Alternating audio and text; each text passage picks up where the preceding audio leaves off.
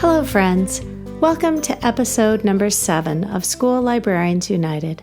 I am your host, Amy Herman. This podcast is dedicated to the issues and challenges school librarians face every day.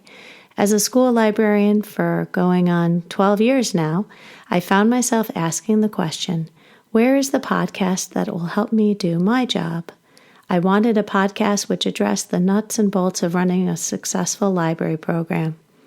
I don't claim to have the answers, but I hope that this is a platform for us to share resources and exchange ideas. So whether you're a novice or a veteran school librarian, this podcast has something for you. Join me today as we tackle the issue of collaboration.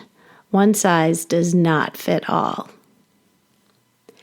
Ever since I became an elementary school librarian almost 12 years ago, not only did my job change, but my role in the building changed, as did my job title. I had been a teacher for 10 years, and I suddenly became a specials teacher. Because I am the only one in the building who does my particular job, much like the gym teacher and the art teacher and the music teacher, I'm called a specials teacher. Nowhere am I more aware of this distinction than when we sit in our staff meetings. Everyone seems to cluster by grade level team or subject matter, and then there are those of us who are literally sitting on the periphery, specials teachers, teachers who travel, and those of us who cover multiple buildings. And therefore, we usually aren't full-time in any one particular building. This would include the school psychologist and social worker and the speech teacher and myself. Furthermore, I am aware, as I walk down the halls, of all the impromptu grade-level meetings which happen throughout the day. During transition time, teachers pop out of their classrooms to confer with their teaching partners. While kids are getting their coats on for recess or they're lining up for lunch, teams of teachers gather and informally swap ideas and lessons, materials, and support. Additionally, our teaching teams have a shared planning time which provides 45 minutes each day to collaborate. Please do not mistake this for me wishing that I was back in the classroom. However, I am recognizing that collaboration as a school librarian will be different than when I was one of the 6 social studies teachers working on my hall. This is a good time to mention what it is sometimes called when teachers do not collaborate. Simply Google egg crate or egg carton and teacher collaboration, and you will come up with a host of articles on the consequences of teachers who work in isolation of one another. This speaks to the building dynamics, the building climate, and it can sometimes necessitate intervention on the part of the administration to bring change about. Right off the bat, in compiling research for this episode, I've reached some conclusions worth sharing from the onset. There are many ideas of just what collaboration with a school librarian entails. I came across a very elaborate matrix created by Misti Werle and Judy Moreillon called, quote, "The Levels of Library Services and Instructional Partnerships," end quote. The intention of this matrix was to, quote, "be used by school librarians and classroom teachers to self-assess and chart their understandings of cooperation, coordination, and collaboration, and their development as co-teachers," end quote. I will include a link in the show notes. I'm afraid I've never made any of these distinctions. It's a hierarchy of efforts, a spectrum ranging from cooperation to coordination to collaboration. Here I am just grouping all of these efforts into one term. And there are important differences. Some are subtle, others are drastic, which make these efforts very special and meaningful to everyone involved. It would be helpful for me to spend some time studying this matrix because the nuances are important. I suppose I've always regarded help from the school librarian as help, no matter how minor, significant, or the game changer that alters a teacher's approach to a lesson, a classroom activity, or a project. Full disclosure, library school was a long time ago for me. The epiphany moment to pursue a library degree and when I enrolled in my first class happened within weeks of 9/11, 2001. Also worth mentioning, it is the same month in which I became pregnant with twins and explained why it took me nearly 6 years to graduate. And researching for this podcast has given me an excuse to explore aspects of my profession which I might have either glossed over while I was in graduate school, or I didn't connect with because I lacked prior knowledge, or I just missed entirely because I was so sleep deprived. Collaboration can require some delicate maneuvering, as teachers might need to warm up to my suggestions, because doing things differently than has been done in the past requires taking risks and going outside one's comfort zone. School librarians can be collaborative with individual classroom teachers, grade level teams, also building principals, and district leadership. The other day I mentioned to one of my principals that I was demonstrating how to access our ebooks to one of our teachers, and I found myself on the next staff meeting agenda showing all the grade level teams how to do so.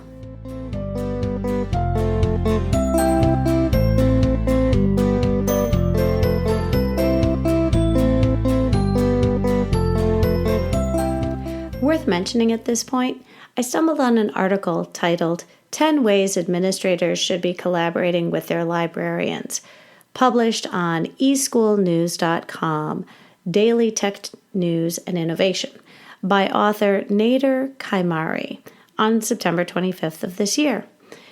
And it poses many different ways in which school librarians can support building principals.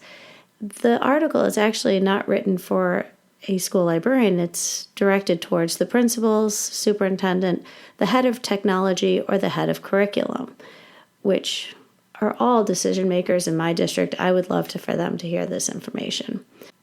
The first recommendation is, quote, librarians facilitate curriculum development and instruction. And this is one I'm very familiar with because I've always served on the tech cabinet meeting representing elementary interests, and I've also been on the curriculum committee for technology. The second suggestion is that librarians are, quote, ninjas in digital citizenship. And this is very true, as we help teach many aspects of digital citizenship, and this is something which isn't always addressed in the grade level curriculum. I also appreciate suggestion number 3, that the librarians know how to invest in the right digital resources. And number 4, that we can create collaborative spaces. And this does have a lot to do with your particular building space.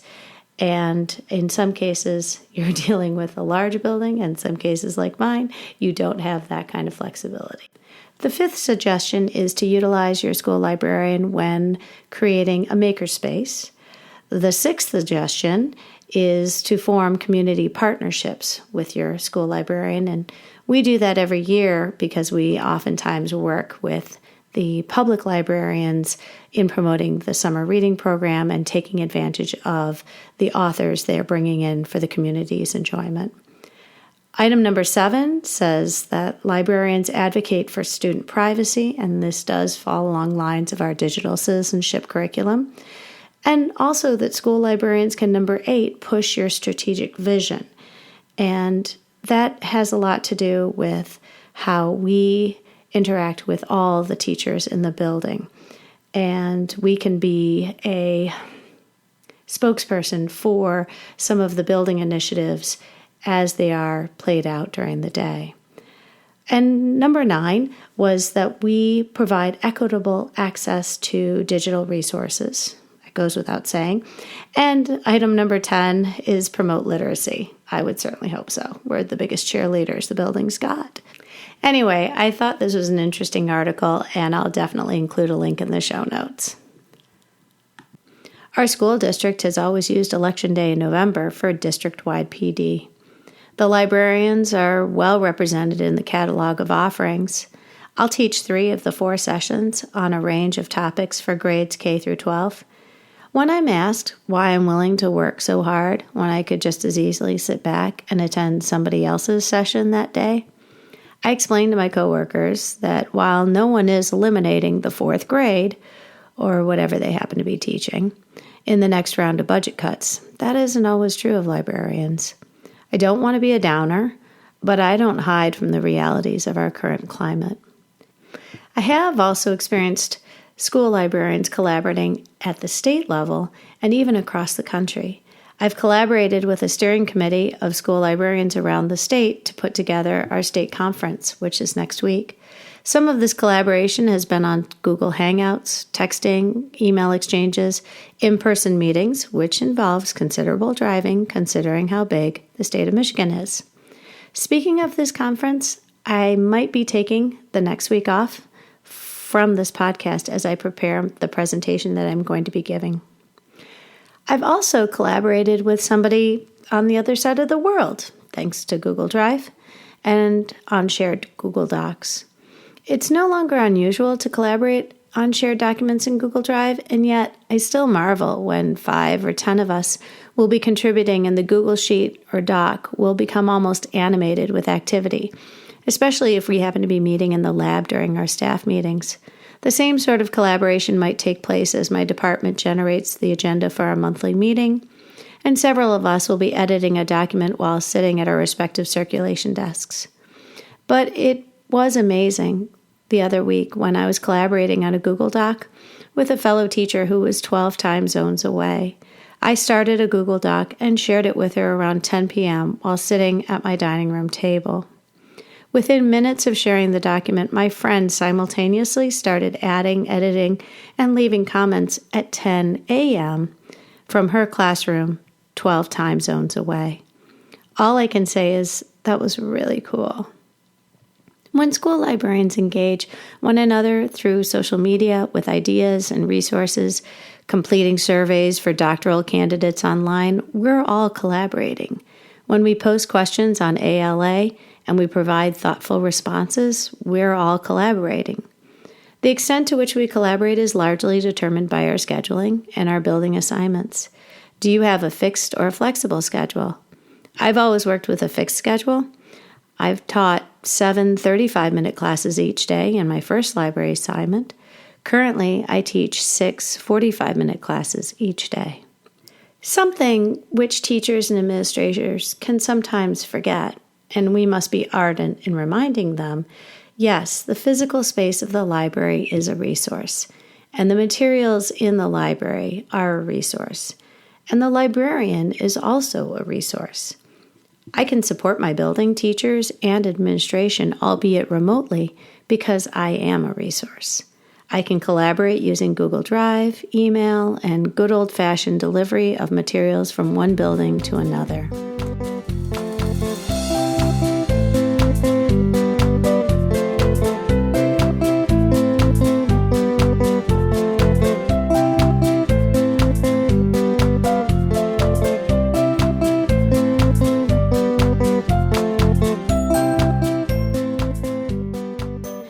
There's being proactive and reactive in your collaborating.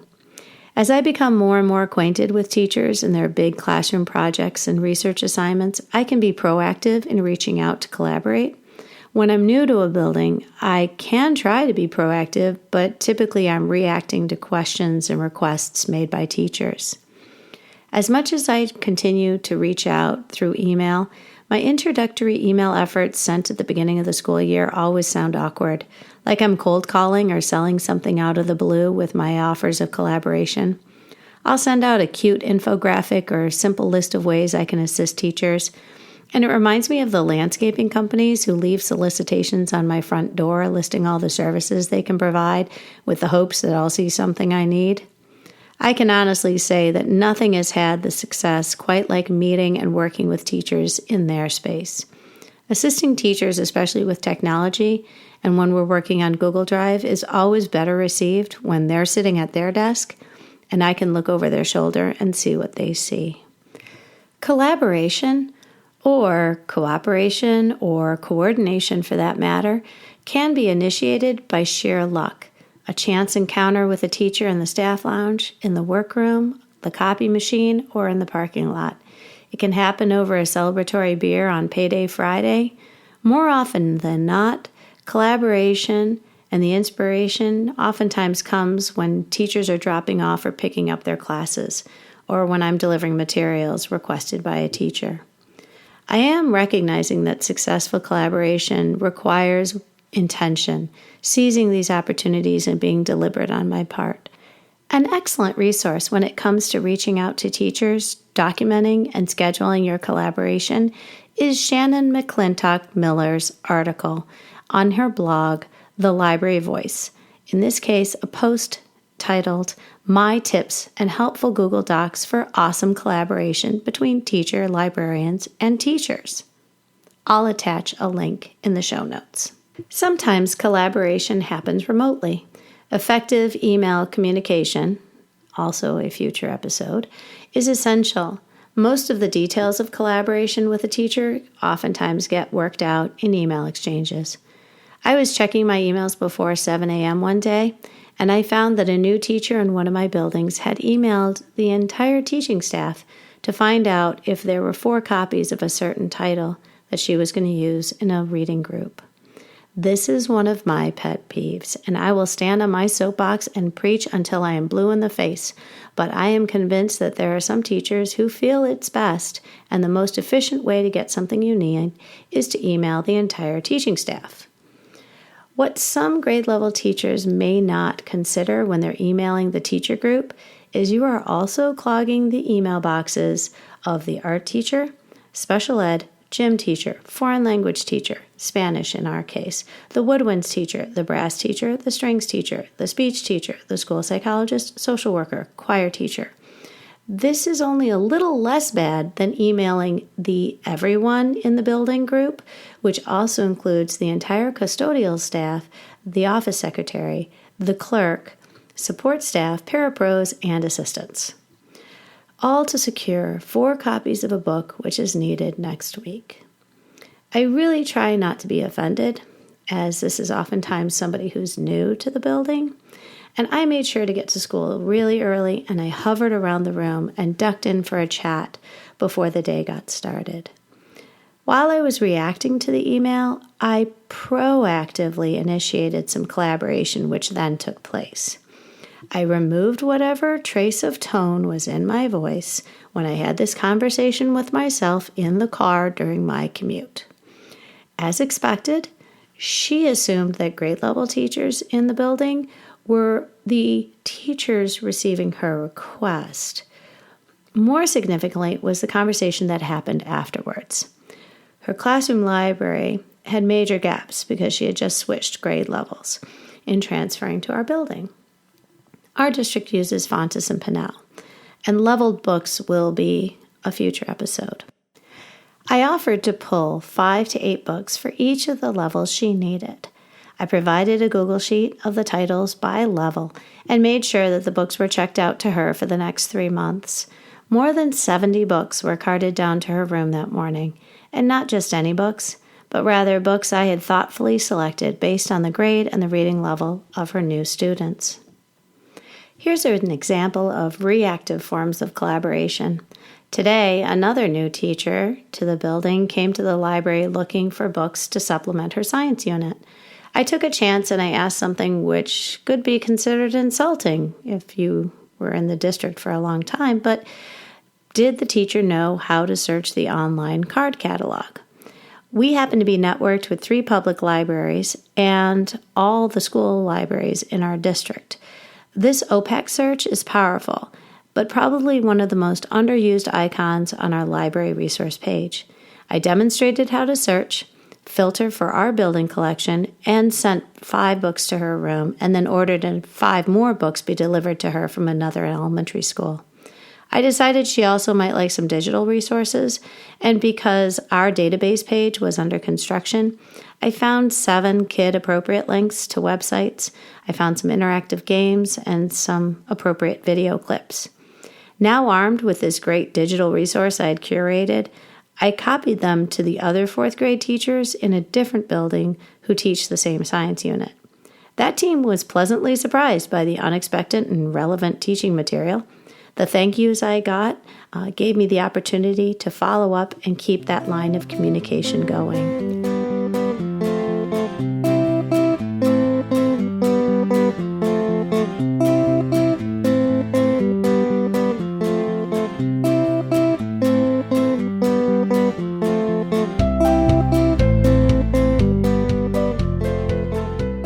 Your schedule, be it flexible or fixed, has everything to do with the time and the ways you can collaborate. Co-teaching isn't an option for me. I have always taught a fixed schedule, and while I don't co-teach, I do make it a point to highlight to my students when my library lessons overlap with the ones taught in their classrooms. I sometimes call this double teaching, and the students understand that it's okay to learn something from both their teacher and their librarian. Collaborating by supporting the classroom libraries was referenced in our last episode, and I wanted to elaborate a little more on this type of collaboration. I have been asked in the past to repair classroom library books. And this to me is very challenging because many of the books in the classroom library are ones I wouldn't buy, specifically paperback. And that is because a lot of these books were purchased or acquired through the Scholastic Book Fair. Sometimes teachers inherit the previous room's occupants or the outgoing or retiring teacher's classroom library. And this is a nice start. But many of those books shouldn't be kept.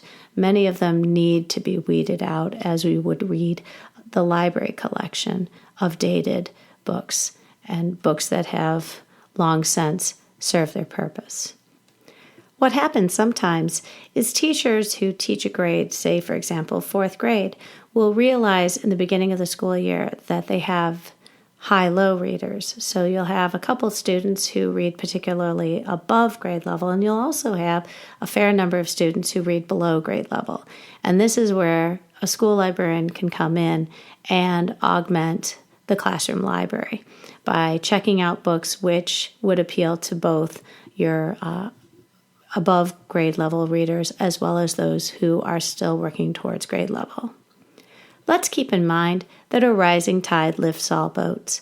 Kids who read in the classroom will be some of my best customers in the library, and they're typically already the frequent visitors to the public libraries.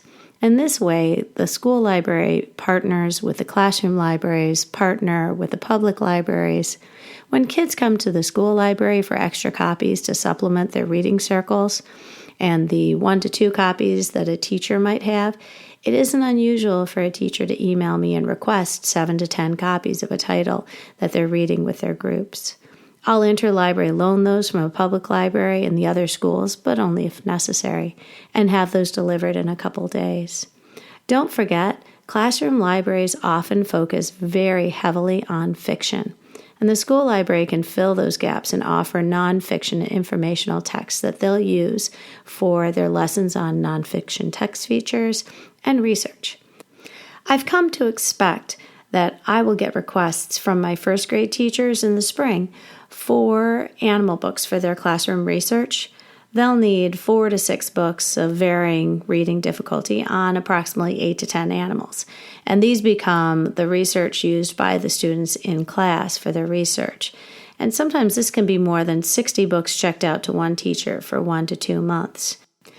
I did wonder if there was any mention of collaborating with the school librarian in today's teacher education classes. I'm not ashamed to admit that I became a teacher more than 25 years ago, and I do recall while in graduate school for my library degree that our class discussed whether or not collaborating with the school librarian was ever discussed or suggested as part of one's student teaching experience. And I am sorry our conversation never resulted in finding an answer or pursuing the idea with the School of Education instructors who were in a building just across from ours. I would like to thank you for listening today. If you found this podcast helpful, please subscribe on iTunes or wherever you get your podcasts. Share this podcast with other school librarians in your district and your PLN. Consider leaving an iTunes rating as it helps other school librarians learn about this podcast. I would like to thank Nader Ryback at hooksounds.com for the music you've heard today. As always, I invite your feedback and contributions. Please email me at schoollibrariansunited@gmail.com. You can also find me on Twitter. The topic of our next episode will be Live Your Best Library. I hope you will tune in.